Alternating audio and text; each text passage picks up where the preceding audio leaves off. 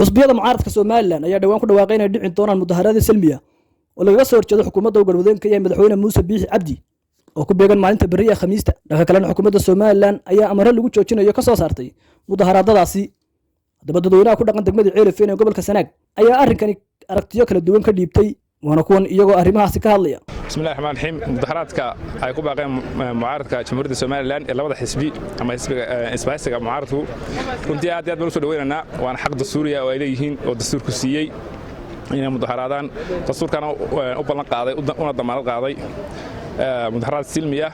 runtii waa taageeraynaa waa soo dhaweynaynaa waa la mudaharaadaynaa waana runtii aad baan ugu taageersanahay. bismillaahir rahmaanir rahiim. dhammaan waxaan salaamaynaa ummadda Soomaaliland waxaan salaamaynaa oo kale dhammaan xisbiyada mucaaradka waxaan soo dhaweynaynaa dhammaan mucaaradka ay ku baaqeen ama mudaharaadka ay ku baaqeen dhammaan ay yiraahdeen bisha 11keeda waa la mudaharaadaya waan ku taageersanahay. waxaan soo dhaweynayaa Soomaaliland goboladiisa iyo degmadiisa kaasoo ah jeed iskuuliyo oo banaaneeya dastuurka qaranka وانا سو دوينا مهاراتاس واي قف بديسو عبريا. بسم الله الرحمن الرحيم. مهاراتك waxay ahay dalku waxay hayto uma baahna haday dawlad tahay haday mucaarad tahayba hadaanu shacabka nahay waxa weeye shacabku dawladdu waa shacabka meel kale kama iman marka mudaharaadku mucaaradku uu furan yahay waxa weeye dhaca mudaharaadku weeyaan laakiin in dalku la geliyo tamhiidka asaasiga ay wax weyn nabadgelyada weeyaan cid alla ciidan ka yeelina ma jirto wala madaxweyne ka yeelin wala mucaarad baan ka yeelin. marka hore waxaan ugu mahadnaqayaa Ilaahay subhanahu wa ta'ala inoo suura galiyay inaan nabadgelyo ku hadallo dhammaanteen inagoo muslimiin ah. waxaan aad iyo aad u soo dhaweynayaa labada xisbi mucaarad ee isbahaysiga mudaharaadka ay ku baaqeen waa soo dhaweynayaa horena waa u soo dhaweeyay maantana waan soo dhaweynayaa.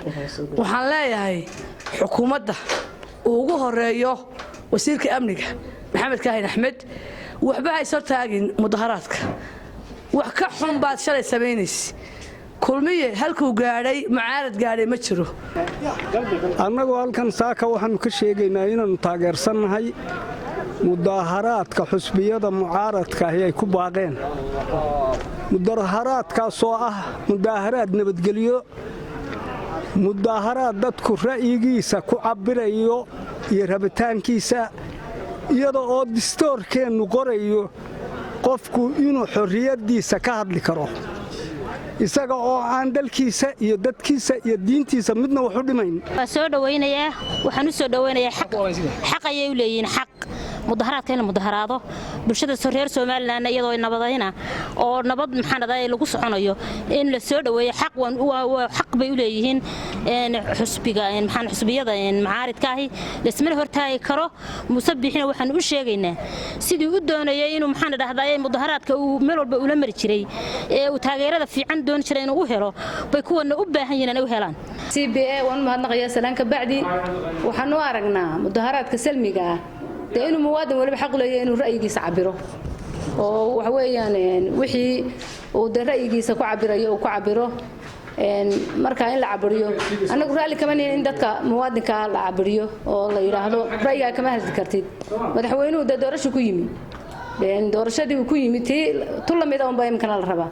marka madaxweynaha horta waxaan ugu baaqaynaa inuu doorashada si degdeg ah u qabto oo xilligeedii ku qabto haddii aan ku qaban dalka fooda isaga u horseedaya.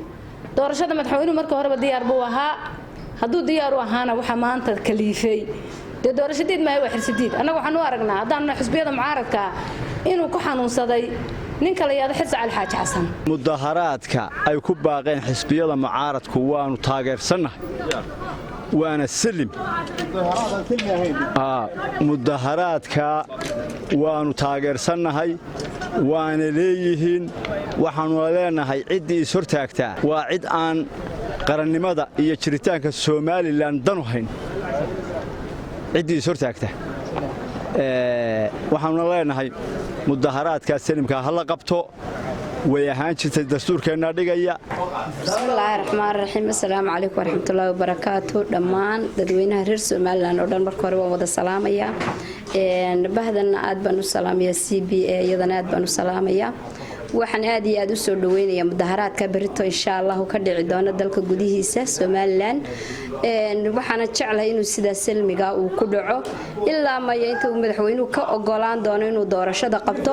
aad baan u soo dhaweynaynaa waanuna mudaharaadayna waliba idinku goboladun baa tirahdeen anagu degmooyinkan waanu ku daranaa insha Allah. assalaamu calaykum waraxmatullaahi wabarakaatu. marka waxaan aad u salaamayaa TV-gan sharafta badan ee codka bariga Afrika ee soo booqday. waxaan joogaa goobteedii shaqada. waxaan ka hadli doonaa sidaan u arko rayigayga mudaharaadka salmiga ee lagu dhawaaqay. horta aad u taageersanahay. waxaan u aragnaa qodob sharciya inuu yahay. aadan u taageersanahay waana soo dhaweynaa waana mudaharaadina waa u diyaarsanahay. waxaan leenahay ha socoto. Cabdirashaad Maxamed laanta afka Soomaaliga CBA degmada Ceelif ee gobolka Sanaag.